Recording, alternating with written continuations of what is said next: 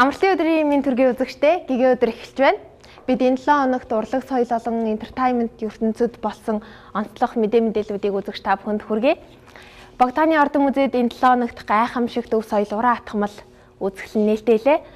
2 дахь жилдээ нээлттэйсэн тус үзэсгэлэнд уламжлалт өв соёлыг хэвээр нь хатгалсан болон уламжлалт өв соёлыг орчин үетэй хослуулсан гэх хоёр төрлөөр нийтдээ 20 гаруй уран бүтээлчүүдийн бүтээл тавигдсан. Эдгээр бүтээлүүд дундаас хаан хатан хоёр бүтээлүүдийг шилдгээр шалгаруулсан.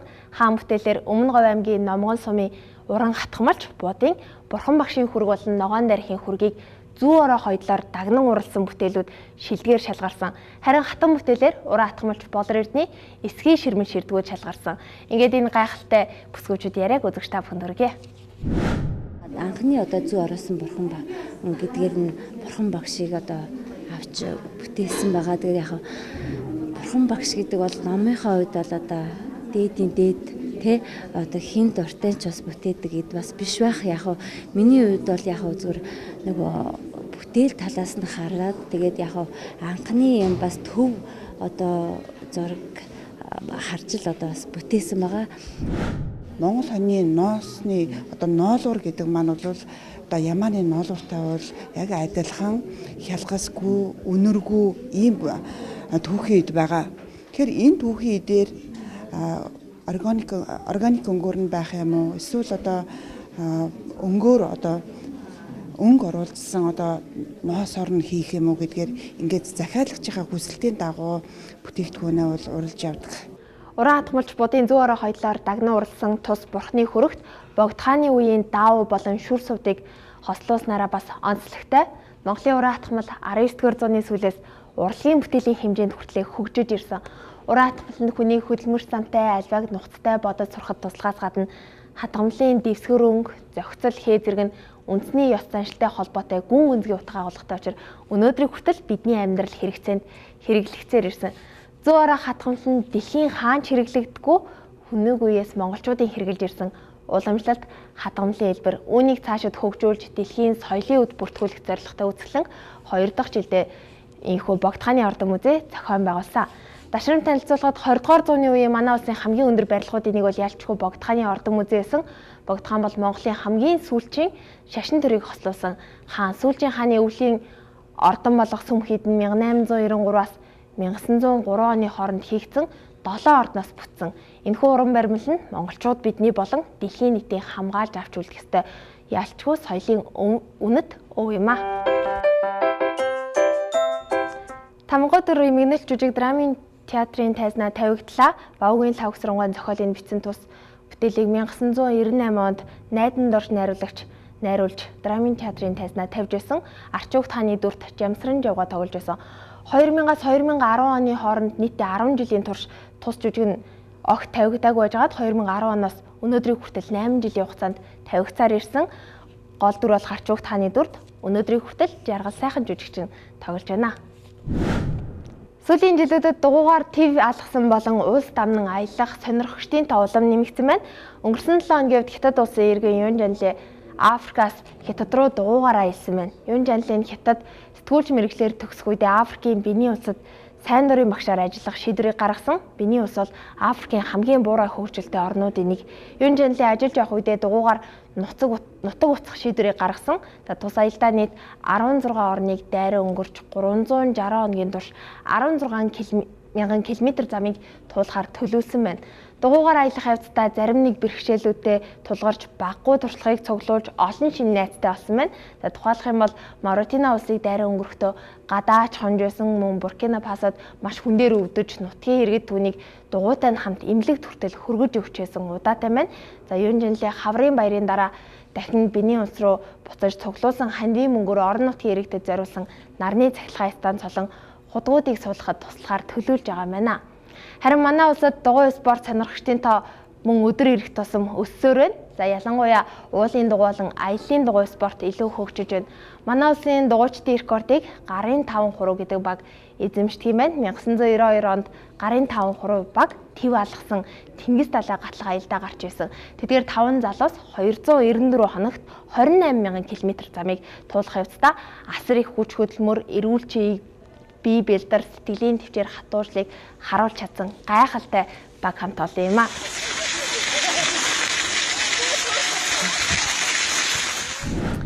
Энэ хэсэгт бид та бүхэнд визуал Азийн олон улсын кино наадмын талаарх мэдээлэл хүргэе.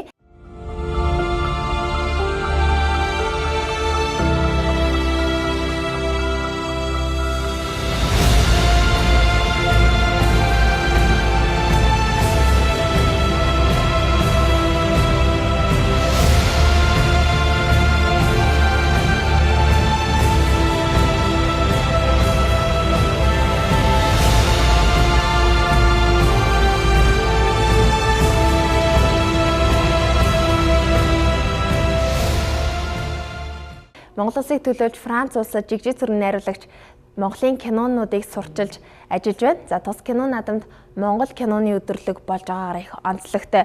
7 хоногийн турш үргэлжлэх Монгол киноны өдөрлөгт 15 Монгол кино дэлгэцний гарна.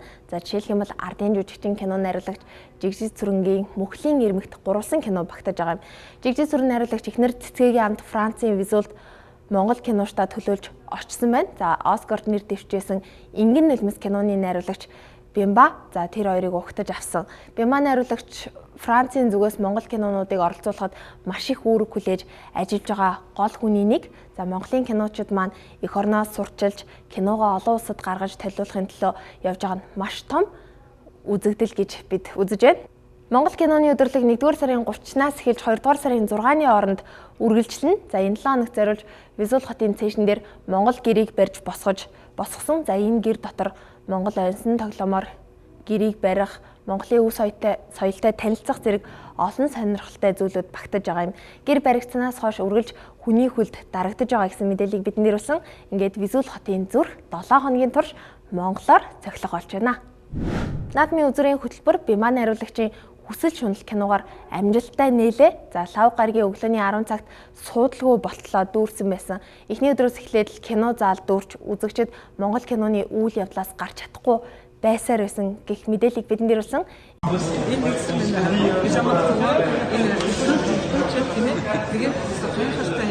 Энэ одоо коммунист найруулагч тийм бүх кино хийж юм байна гэсэн нэртэй ингээд тавьсан байгаа байхгүй юу? Энэ мэтлэн манай Монгол кинонууд дэлхийд танигдаж бас гайхагдаж байна. За мөн Монгол кино үзсэн Францын найруулагч Монгол кино түүхээрээ маш баялаг мөн гайхалтай тооцогдох хэдиж Азийн киноны нүүр царай гэдгээрээ дэлхийд огт танигдалгүй өнөөдрийг хүртэл явсан байна. За Монголын киночид өнөөдөр жил бүр 50 кино дэлгэцний гаргадгаараа Азийн кинонд томоохон байр суурийг эзлээд байна. За бид Монголын киноны энэхүү баялаг өв санг нээхээс татгалзах ямар ч боломжгүй юм гэж хэлсэн байна. Хагасны өглөө визуалын дэлгэцний говийн зэрэглэлийн хүн чулууны нулимс кинонууд өглөө 9 цагаас гарсан өмнөх өдрөөс нь эхлээд билетэн зарагдаж дуусч үзэгчдээр танхим дүүрсэн ийм сайхан өдөш байсан. Өнөөдөр 2-3 киноны нээлтэнд ялла миний 2 кино гарлаа. Тэрийг олж ийсэн. Нэгдүгээрт бол их заал дундуухан байх болов гэж хэлжсэн дүүрэн байсан. Дүүрэн байж байгаа би одоо бас янз бүрээр явж байгаа киноныг бол дундаас нь үзэгчд алга болоод цөөрчдөг. Тэгэх болов гэсэн чинь тэгсэнгүй. Тийм учраас бол би Францын үзэгчдэд визуалаас эхэлж байгаа энэ сайхан одоо элэгсэг хүлээж авч байгаа Монголын киног, Монголын түүхийг энэ бол цаашаа уламж явуулж явах гэж бодож байна. За ингээд тэгэхээр Францын найруулагч Бастиан жигжиг зүрэн найруулагчийн тухай өнөөдрийн хүртэл дэлхийд дахин танигдаж амжаагүй 3 сод бүтээлийг анх удаа визуалын наадамд танилцууллаа. Би үнэхээр туйлын баяртай. Гомжийн жигжиг зүрэнгийн Мөхлийн ирмэгт нэртэй гурвал нь 1990, 1991, 92 онуудад бүтээгдсэн хүн чулууны нулимс, бүлээн нурам, амин мөр кинонууд нь миний үзсэн хамгийн гайхамшигтай Азийн кинонуудын тоонд 109-оор орох бүтээлүүдийн нэг юм а гэж найруулагч хэлсэн юм. Үзэгч та бүхэн дөнгөж сая Визуал 2018 Азийн кино фестивалийн талаарх мэдээллүүдийг хүргэлээ. Үргэлжлүүлэн Грэмми 2018 хөгжмийн мэдээллийг хүргэхээр яг одоо инх жаргал студид надтай хамт байна. Өдрийн мэндийг инх жаргалаа. Өдрийн мэнд. За Грэмми 2018 наадмын сонин садан сонирхолтой мэдээллүүдийг манай үзэгчдэд хүргэж. Өнгөрсөн сарын 28 буюу 8 гарагт хөгжмийн салбаруудын хамгийн шилдэгүүдийг тодруулдаг Грэмми 2018 наадмын 60 дахь удаагийн одоо энэ наадам бол ингээд Нью-Йорк хотнод болж өнгөрлөө. За тэгээд энэ жилийн хувьд бол тус наадам бол айгүй сенсацтай бас наадам болж бас өнгөрлөө. Тэгээд ер нь бол энэ Grammy 2018 наадмаар бол шилдэг дуучин, шилдэг видео, шилдэг цомог гэдэг ер нь бол тус салбар бүрийн шилдэгүүдийг бол тодруулдаг бол ийм уламжлал бол яваад байгаа. Энэ наадмын хөгжмийн шагналыг хамгийн их шагналыг хэн авсан бэ? За энэ жилийн шилдэг дууны төрөлд бол бидний одоо хамгийн сайн мэдэх өнгөрсөн оны YouTube болон iTunes хамгийн их үзэгчдийн хандлтыг авсан. Мөн одоо тус өнгөрсөн оны Солонгосын Gangnam Style дууны араас чагсах Despacito дуу бол нэр дэвсэн. Despacito, quiero respirar tu cuello despacito. Deja que te diga cosas al oído para que te acuerdes si no estás conmigo. Despacito. Харин Despacito дуу бол ямар ч номинац бол одоо авч чадаагүй. Харин тус дурлалд бол Bruno Mars-ийн That's What I Like дуу бол шалгарсан байгаа. Condo in Manhattan, baby girl, what's happening? You and your ass invited, so gonna get to clapping. Go pop it for a plan, pop it for me. Turn around and drop it for a plan, drop it for me. I'll rent a beach house in my. Энэ жилийн наадмын үед бол хамгийн сенсацтай үйл явдал юу вэ? Хамгийн их шагналыг хэн авсан бэ? За энэ жилийн наадмын хувьд бол Bruno Mars-ийн хувьд бол одоо шагналын хурд буурсан жил байлаа. За Bruno Mars болон Kendrick Lamar нар бол тус бүртээ 6-аас 5 номинаци эзэд болсон. За тэгэхээр одоо Bruno Mars минь одоогор бол 32 настай. Тэгээд ийм залуухан уран бүтээлч одоо энэ наадмын одоо өмнө түүхэнд байгаагүй хамгийн их номинаци эзэн бол одоогор болж шалгараад байгаа. Өмнө нь бол Adele бол ингээд 5 номинаци эзэн болж байсан удаатай. Харин энэ удаа Bruno Mars 6 шагналын эзэн болсон нь бол энэ жилийн наадмын хамгийн сенсацтай бол мэдээсэн. За мөн одоо дуучин Kendrick Lamar-ын хувьд бол Kendrick Lamar маань бол сүүлийн үед энэ хипхоп урсгалд бол хамгийн их төрж орж иж байгаа, хамгийн их pop урсгалын дагуулж байгаа юм уран бүтээлч бол байгаа. Харин одоо энэ жилийн бол хипхоп жанрын төрөлд Jay-Z одоо бидний үзэгчдийн хамгийн сайн мэдих дуучин Jay-Z бол одоо 8 номинацийн нэр дэвшсэн. Харин үзэгч түүний одоо фэнүүд бол одоо түүнийг энэ жанрын төрөлд бол номинац эзэн болохыг маш хүлээлттэй байсан боловч Jay-Z ямар ч номинац хүртээгүй. Харин Kendrick Lamar бол хипхоп дууны төрөлд бол шилдэг R&B дуучнаар бол ингээд шалгарсан байнамаа. За харин Kendrick Lamar-ын одоо ингээд дууны ингээд өнгө аяс бол нийгмийн тэгш бус байдал одоо энэ хүүсийн ялгарлт ч юм уу те одоо нийгмийн үзэл энийг бол айгүйх дуугаараа ингэж үзэгчтэй дамжуулахыг айгүйх ирмэлцдэг дуучин юм аа. Ер нь бол Оскар, Алтан бөмбөрцөг гэх томоохон наадмуудад улаан эвсний ёслол гэж болдог. Тэгээ энэхүү ёслолоор хэн хамгийн гоё хувцалсан байна, хэн хамгийн дэгжин, хэн хамгийн сонин садан хувцыг өмссөн байна гэж шалгаруулдаг. Энэ жилийн хувьд Grammy 2018 наадамд хэн хамгийн дэгжин хувцыг өмссөн, хэн хамгийн хачин хувцыг өмссөн байсан бэ? За энэ жилийн Grammy 2018 наадмын хувьд бол улаан эвсний ёслол дээр бол олон уран бүтээлчид цагаан сарнай зүүж бол оролцсон. За энэ нь бол ингээд тэд бол бэлгийн дарамтын эсрэг өөрсдийнхөө эсэргүүцлийг бол илэрхийлсэн байлээ. За одоо энэ жилийн эмэгтэй уран бүтээлчдийн хувцлалтын хувьд бол Lady Gaga бол хамгийн олныг шуугуулсан бол одоо хувцлалт улаан эвсний ёслол дээр бол ирсэн. За түүний хувцлалтын хувьд бол авч үзвэл тэр бол ийм торон нэхмэл бол даашин зал өмссөн байсан. За тэгээд одоо түүний энэ тод будалтан дээр бол өсний засалт нь ийм загсны сүүлийг дүрсэлсэн. Тийм өсний засалтай байсан бол одоо олонний анхаарлыг бол аюух татсан байна лээ. За тэгээд одоо түүний даашинз нь бол одоо ийм торон маш ингээд урт ийм даашинзыг бол хойноос нь ингээ хүмүүс барьж орж ирэх жишээний одоо тийм сүрдүүлэнтэй бол ийм хувцлалт бол Lady Gaga-гийн хувцлын жил бол шуугуулсан байлээ. За харин дараа нь бол одоо 44 настай модель Heidi Klum гэдэг одоо манай топ модель. За топ модель маань бол одоо мөн ингээд хар даашинзтай бүсгүүчүүдийг мөн дагуулan одоо өөрийн бооцоогоо тавин мөн ийм урт торон хар даашинз өмсөж бол тус наадамд бол гойж ирсэн байна лээ. Харин энэ даашинзны хувьд бол ингээд биенийхээ ихэнх хэсгийг ингээд ил гаргасан нь бол олонний анхаарлыг бол маш ихээр татсан байнамаа. За харин дараачийн дуучны уран бүтээлчний хувьд бол бидний хамгийн сайн мэдих Miley Cyrus. За Miley Cyrus дуучин маань бол одоо 25 настай. Одоо энгийн үед бол Miley Cyrus бол ихэвчлэн ийм богинохон хувцсыг бол айгүйх богинохон даашинзыг бол илүүд үздэг юм байна л да. Ингээд бол хүмүүс тэр бүр түүнийг бол ийм урт даашинзтайгаар бол төсөөлдөг юм байна. Харин энэ наадмын үед бол урт даашинзтай ирсэн бол олонний анхаарлыг мөн бас айгүйх татаж байсан байна. Тэгвэл эрэгтэй уран бүтээлчдийн хувьд хувцалт яг ямар хуу чиглэл рүү хандсан байв? Аль нь хамгийн их үзэгчдийн сонирхлыг татсан, анхаарлыг татсан байсан бэ? За эрэгтэй уран бүтээлчдийн хувьд бол одоо бас үзэгчдийн хамгийн сайн мэддэг Сэм Смит дууч маань ногоон өнгийн Сэм Смит ижил хүсдэн дуучдын төлөөлөл. Одоо энэ уран бүтээлчдийн бас ижил хүүсний бас төлөөлөл байгаа. Тэгээд тэрээр бол ногоон өнгөтэй хослол бол өмсөж тус гоёлд ингээд ирсэн байлээ.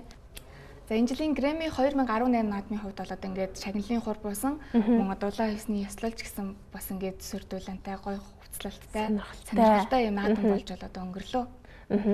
Баярлалаа үзэгчдээ. Грэмми 2018 наадмын талаарх мэдээллийг инх жаргал хүргэлээ. Өргөжлүүлээд бид та бүхэнд дараагийн хэсэгт сонирхолтой амьдралын хэв маягтай хүмүүсийн мэдээллийг хүргэнэ. Өдрийн мэнд хүргэе, амралтын өдрийн мэнд хүргэе. Өдрийн үү. За, үзэгчтэй амралтын өдрийн мэнд хүргэе. Сонирхолтой мэдээллийг хүргэхээр чулуун цэцэгсдэд ирсэн байна. За бидэнд ямар мэдээллийг хүргэх? Тэгэхээр бид энэ булангаараа бол дэлхийн хаа нэгтээ амьдардаг бидэнтэй нэгэн дээвэр дор гэхдээ маш хачирхалтай магадгүй бидний одоо мэдэхгүй тийм амьдралын хэм маягтай тийм ёс заншилтай хүмүүсийн талаарх мэдээлэл хүргэж явах болно. Энэ удаад ямар мэдээлэл сонгосон бэ гэхээр Африк тэгвийн өмнөд хэсэгт оршдог Намиби улсад амьдардаг хэм баачуудын талаарх одоо мэдээллийг хүргэнэ.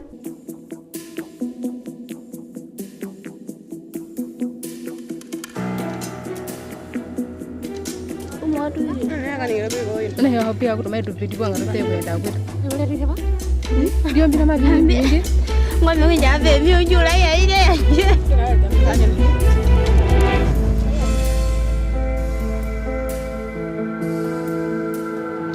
Kau minum gue. Oke. За хийм баачууд бол одоогоос 400 жилийн өмнө Африкийн өмнөд хэсгийн Намиби улсад иж сууршиж эхэлсэн ийм үндэстэн юм байна. Тэгэд энэ үндэстний хувьд бол одоо болтол одоогоос 400 жилийн өмнө амьдарч байсан шиг одоо зөвхөн байгалийн нөөцөд өөрөөр хэлбэл нар тэгэл өөрсдийнхөө одоо хариулдаг бидний харуул 5 оршин мал ийм одоо байгалийнхаа хүчин зүйлд захирагдаж ингэж амьдардаг цөөхөн хідэн үндэстнүүдийн нэг юм байна. Тэгэд хийм баачуудын одоо онцлог гэх юм бол одоо болтол одоо үзэгчд бас харж байгаах дэлгэцэн дээр. Тэгэхээр одоо болтол одоо энэ овог отгийнхоо ийм хувцсыг өмсдөг эмэгтэйчүүд нэхэд одоо энэ дэлгэцэн дээр харагдаж байна. Ийм улаан өнгийн одоо чулуурхаг шороогоор одоо хүсээ буддаг. Тэгээд хувцс гэх юм бол үндсэндээ дээгүүрээ бол ингээд задгаа ямар ч хувцс өмсдөггүй. Доогоороо бол одоо энэ гуйны хэсгээ хаасан ийм хувцсыг одоо өмсдөг.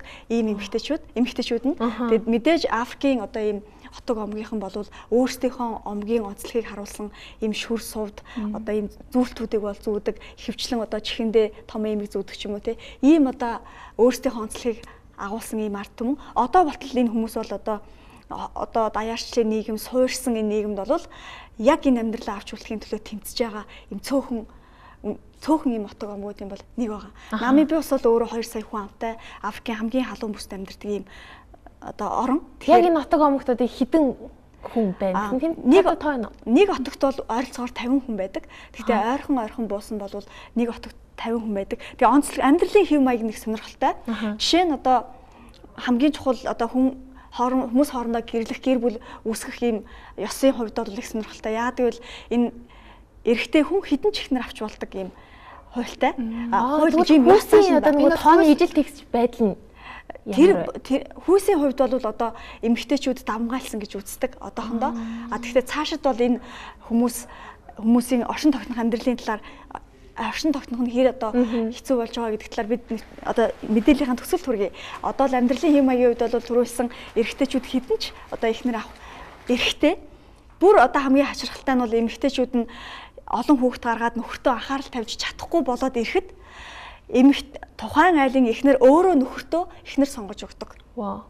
Тэгээд өөрийнх нь амьдрал тус болох хүүхдүүдийг нь бас харж хандах. Тэгээд нөхрийг нь бас харж хандах ийм эхнэрийг нөхөртөө ингэ сонгож өгдөг. Ийм хачирхалтай уламжлалтай юм үндэстэн байгаа. Хоёрдугаарт бол бид одоо жишээ нь манай нүүдэлчин бидэнтэй адилхан нүүдэлчин ахуйтай боловч одоо мал аж ахуй эрхэлдэг. Иддэж уудаг одоо хүнсний бүтээгдэхүүнийх нь хувьд бол мэдээж өөрсдийнх нь ямаа үхрээс гарч байгаа сүүг уудаг. Жишээ нь хүүхдүүд нь сүүг ямар ч одоо хөөрүүлгүй ингэж уучдаг. шууд уудаг, шууд цаагаад уудаг. Шууд хэрэглэдэг юм шүү тий. Томчууд нь болохоор одоо манайхаар бол тэдний айр гэж хэлж болох одоо эрдэнэ шишийн сүүн дээр малынхаа сүүг нэмээд эсгэж яагаад ингээд манайхаар бол нэг айр шиг тийм эсгэлэн одоо уудаг зүйлийг шингэн зүйлийг ууж хэрэглэдэг. Манай улсад ч бол одоо ингээд бэлчээрийн одоо аж ахуйд ингээд өнөөгээ сагаад бид нар чинь сүүгээ бол бас ингээд шууд бас хэрэгжилдэг. Одоо түүнтэй бол ижил уламжил яваад байна тийм үү? Тэгэхээр яг манай одоо энэ нүүдэлч уламжлал. Тэгээ бас малынхаа махыг хэрэглэнэ. Малынхаа махыг хэрэглэнэ. Тэгээ махаа болгох уу? Болгож хэрэглэнэ. Азар. Болгож хэрэглэнэ мэдээж. Тэгээд малаа гаргаад тийм ээ. Тэгээд заримдаа цусын шууд уух ийм тохиолдол байдаг юм байна. Энэ нь болохоор эрчүүдэд нь их хүчтэнхээ өгдөг гэж ийм баачууд бол ойлгодог юм байна. Ийм одоо уламжлалтай. За амьдардаг орон сууцны хувьд бол үхрийн одоо манайхаар бол үхрийн бас бид нэр төлж хэрэглэдэг тийм ээ. Ийм баачууд бол энэ үхрийн масыг шороотой хольж агаад одоо модоор ингээд урц босгож жагаад тэр урцныхаа гадна талыг ингээд тэр үхрийн бас болон шороо хийсэн тэр зүйлээрээ нааж тэгж амьдэрдэг. Бидэнтэй ялгаатай нүүдэлтгүй учраас байнгын орон сууцыг нь бол яг тийм бүтээгдэхүүн. Манай Монголд юм ч юм бол одоо дөрөв улирлын нүүдэлчин ард өмнө шүү дээ тий. Тэгэхээр тэдний хувьд бол нүүдгүй учраас энэ байнгын орон сууцыг бол хийдэг юм байна. За хоёрдугаарт бол хэм бачуудын маш хачиргалтай нэг заншил нь бол хэм бачууд хязгаарч усанд ордгоо. За энэ магадгүй бид нар ингээд монголчууд өөрсдийнхөө ёс заншилтаа жишээ нь нүүж байгаа айл бол хогоо шүрдэх ёстой ч гэдэг юм уу те бөөрөн дээр хог үлдээд үгээд бид нар хийж болохгүй зүйлээ ёс заншил руугаа шууд ингээд оруулаад өгсөн байдаг штэ. Тэрнтэй адилхан магадгүй Намиби усд бол усны гачигдaltaй байдаг учраас хэмбаачуудад ойрхон тийм ус байдаг учраас магадгүй ус хэрэглэхгүй усны хэрэглээг хязгаарлах үүднээс ус хэрэглэхийг одоо эрт үеэс хориглож байсан байж магадгүй гэж ингэж судлаачид үздэг. Одоо бол амьдралынхаа туршид нэг ч удаа усанд ордоггүй. Тэгээд өөртөө би яаж ингэж ариутгаж бас ингэж тэр бас сонирн байна тий. Тэгэхээр одоо бидэнд бол төсөөлөгдөхгүй тийм үү. Нэг өдөр ч усанд орохгүй байх нь үл гайхалтай. Хэм бачуудын хувьд бол ийм одоо тэдний байглаас түүж авдаг. Манайхаар бол нэг арцсархуу тийм утдаг үнэрт ургамал байдаг. Тэр үнэрт ургамлаар ерөнхийдөө өөрийгөө бүрэн утдаг. Ингэж утснараа бол бүх оюун санаагаа болоод бие махбодоо ариутгах чинь гэж үздэг. Тэгээд одоо та бүхэн бас энэ зурагнаас харж байгаас хэмбачууд ийм улаан өнгийн шавраар ингээ бие битүү ингээ бүрдсэн байна. Энэ ямар утгатай вэ гэхээр одоо уур амьсгалын үед бол их хатуу ширээ уур амьсгалаа гэж түрүүн хэлсэн. Тийм учраас нэгдүгээрт нарнаас биеийг хамгаалдаг. Энэ одоо улаан манайхаар бол шорог уулнаас очиж авдаг. Тэгээ уулнаас очиж аваад энийг малаас гарч байгаа тосоос одоо бид нар сүүлийн тос гэж ярьдаг шүү дээ тий. Малнаас гарч байгаа тэр тосондоо ингээ холиод нэг ёсны ингээ биеийн тос болгодог юм байна. Тэгээд тэрийг ингээ бүтэн биендээ түрхээ нэгд бие нь одоо тэр шумууд болон бусад бие шавжнуудаас хамгаалдаг юм байна. Хоёрдугаарт бол бие нь тэр наранд хитэх халж хатгуурын хамгаалдаг нэг ёсны одоо чигшүүлэгч тосны өөргийг гүйцэтгэдэг юм байна. Ийм ачиргалтай ард түмэн бол одоо бол амьдарч байгаа. Тэгээ хэмбачуудын одоо нэг санаа зовж байгаа нэг асуудал бол одоо хаасаа айгууд аяарчлагдаад хот хөгжөөд тэлээд ингэж хөгжил гэж ингэж нэрлэж байгаа энэ шумал бол явж байгаа. Намиби улс ч гэсэн адилхан. Тийм учраас тэдний амьдарч байгаа одоо тэр онгон зэрлэг байгаль тэдний одоо өнөө хүртэл олон зуун жилээр хадгалаад ирсэн ёс заншлыг нь харин авч үлдэхгүй тэдний одоо орон зай руу одоо нэвтрэх ийм асуудал бол яригч байгаа. Нэгдүгээрт бол хоёрдугаарт хэмба хүүхдүүдийн оюуханд одоо хэмбачуудыг зорих жуулчдын тоо маш их нэмэгддэг болсон. Тэгэхээр тэдэнд бол дэлхийн нээлттэй болж ирж байна гэсэн үг. Тэгээд тэр жуулчдаас авж байгаа мэдээлэл бус тэднийг зорж байгаа тэр хүмүүсээс бол хэмба хүүхдүүд бид ингэж амьдарч болохгүй юм байна гэсэн эсвэл өөрсдөөсөө ёс занслаасаа одоо байгаа тэр гадна харагдах байдлаасаа ичих тийм хандлага байгаа. Тэгэхээр цаашид одоо хот суурин газар руу явж сурах эргээд одоо тэр ёс заншлаа авч үлдэх хүүхдүүдийн тоо цөөрж байгаа учраас тэдний цаашид оршин тогтнохгүй үгүй юу гэдэг асуудал бас ярихтэй болж ирж байгаа. Дараагийн дугааруудаараа ч гэсэн бид нар уламжил ёсоор энэ буланда бидэнтэй нэг дээвэр дор нэг тэнгэр дор амьдардаг энэ гариг дээр амьдардаг гэсэн хэрнээ хачиргалтай ёс заншилтай магадгүй бидний очиж үзэх ёстой тэдний амьдралыг танилцах ёстой юм сонин үндэстэн ухсаатны талаар мэдээллийг өргөжлөл өргөх болно. Баярлалаа. Мэдээлэл өргөсөнд хоёрт баярлалаа. Баярлалаа. Үзэгч та бүхний амралтанд хачиргалтай сонирхолтой мэдээллийг бид хүргэлээ. Дараа 7 хоногт эргүүлзээ. Сайхан амраарай.